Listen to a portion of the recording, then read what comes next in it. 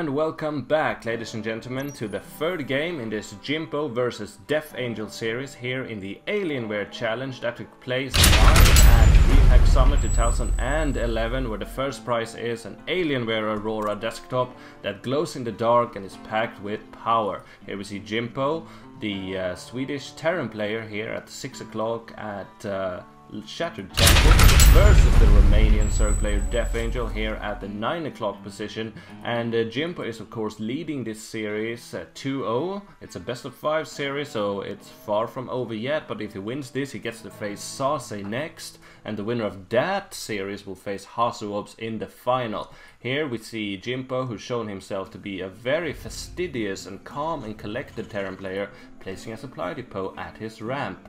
Meanwhile, interesting Overlord placement, or rather movement pattern here, going the cumbersome way all over the map rather than the shorter route, which is standard. It seems like this one will take that route. Maybe it's looking for proxy shenanigans in the middle. In either case, we'll see what Death Angel will come up with in this game, because he is the one who needs to make something happen fast. He's about to lose and he sure don't want that. Barracks now going down, will be able to complete a wall in, probably before any scout will be able to get in, but we'll have to see about that.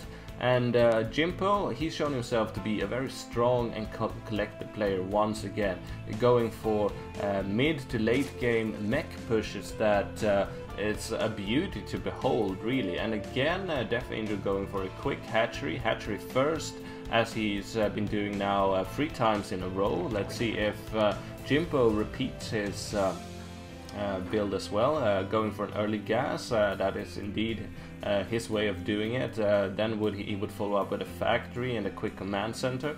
But since this is such close positions on Shattered Temple, and the fact that Jimpo is up 2-0, I wouldn't be surprised if we saw some early aggression, since he can afford to lose a game, but he could gain a lot by trying to finish this one off fast. So we'll just have to see. Spawning pool only now going up for Death Angel, and I'm pretty sure that he would very much hope for his opponent to be around here somewhere, to have a longer traveling distance, but this could definitely play into Jimpo's favor, since he will be able to put on lots of early aggression fast if he wants to do so.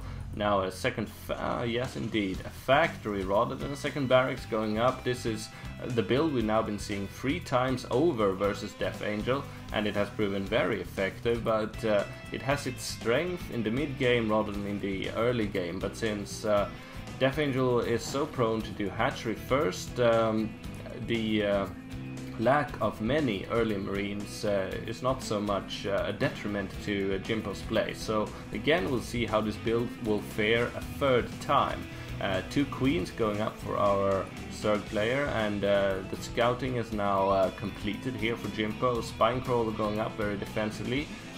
Death Angel of course now has been made aware of Jimpo's location, and he should be wanting to take that into account. Hellion now out on the way, and more marines are being built. This could and here, oh, quick starport, a slight deviation rather than a quick command center as we've seen 2 times before. Now going for that quick starport. This could of course simply allow Jimpo to do a quick drop. There's essentially no distance with air across this gap here, so he could do a nice drop in the back of Death Angel's base, or just go for a straight up frontal assault with quick and many medivacs. So it looks like Jimpo is deviating from his mid-game mech pushing into a more early game based aggression phase, and that means lots of blood early, and that means lots of fun for us, dear viewers. 2 SUVs now going out, repairing each other, kisses and huggies, and they will of course be able to repair these Hellions.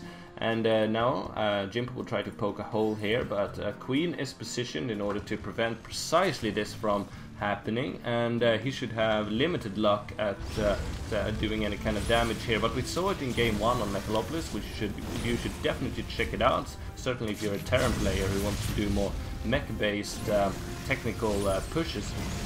And here he used this harassment simply as a decoy, so that he could himself build exactly what he wanted in an undisturbed way.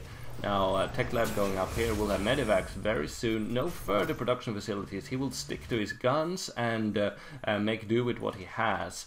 But of course, Death Angel is the one with the expansion, and the longer he gets to have it, the more powerful he will be. But this is what I'm talking about, ladies and gentlemen. Though Death Angel knows about it, this is a drop happening, and what will Death Angel do to stop it? Only one Medivac. He will be able to airlift and elevator his troops up. This is very aggressive. This reminds me of an old Boxer game from Brood War, but let's see what happens. 3 queens, that's a mighty force indeed. The Medivac should be able to actually survive due to those nice repair SCVs. Very beautiful by Jimpo. Again, these queens will otherwise be able to take it down very easily. Beautiful transfuses going on there earlier, but this is a small force, but it just might be enough. Will Death Angel be able to repel it? I do wonder. Beautiful use of this almost dead Medivac, and this Spinecrawler was completely misplaced. Zergling's being roasted, and now it's time for the drones. They are dying hard. Actually, not so many units or workers killed, but you can get the picture. This is a death blow to Death Angel. Will be able to come back. 3 queens, they are mighty, but now a Banshee to follow it up. This is a beautiful strike by Jimpo. A perfectly executed and a quite unorthodox early game kill build. Simply seeing an opportunity and taking it, and now the drones are being permanently roasted here, and the Banshee just makes the game unwinnable basically for Death Angel. Queens are the only thing that can take it down, but that won't happen today. Jimpo has secured the series, ladies and gentlemen, in a beautiful straight 3-0 walkover over Death Angel. He has shown himself to be a very strong player, one to look out for in the future, and I just love to see not only a Swedish parent win this way, but win in such a beautiful way. And actually that Banshee getting sniped by a queen, showing that he's got a lot of promise, lots of strategic ability, not just playing the straight up infantry base, 4 barracks, pump till we die kind of way, but very ingenious, I do must say. And Death Angel is probably only now swallowing the lump in his throat, trying to remember where the G button is on his keyboard. Actually, Hellions and Marines taking down a hatchery. It's not every day you see that. And meanwhile, an expansion has gone up for Jimpo. He has secured himself a very strong advantage. Looking here at the Harvester, 16 to 36 units. Actually not too many units for Jimpo, but quite a lot of economy instead. Death Angel still hanging in there though, and of course you should never give up, never surrender.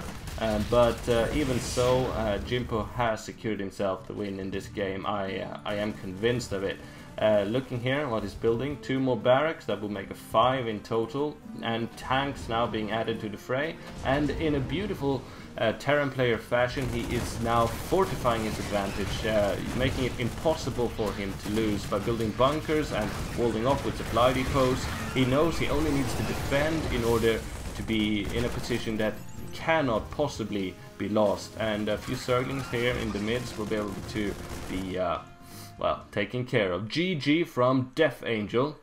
Beautiful play by both players, but most beautiful play by Jimpo indeed. He will now be facing Sase in the next and semi-final concluding series of this Alienware Challenge. The winner of those games will face Hasuops, the mighty Protoss from Germany that I've been featuring here on the GG Vision StarCraft 2 Colosseum previously, and the winner of that will take down an Alienware Aurora glowing desktop. Stay tuned for Jimpo vs Sase coming to you very soon.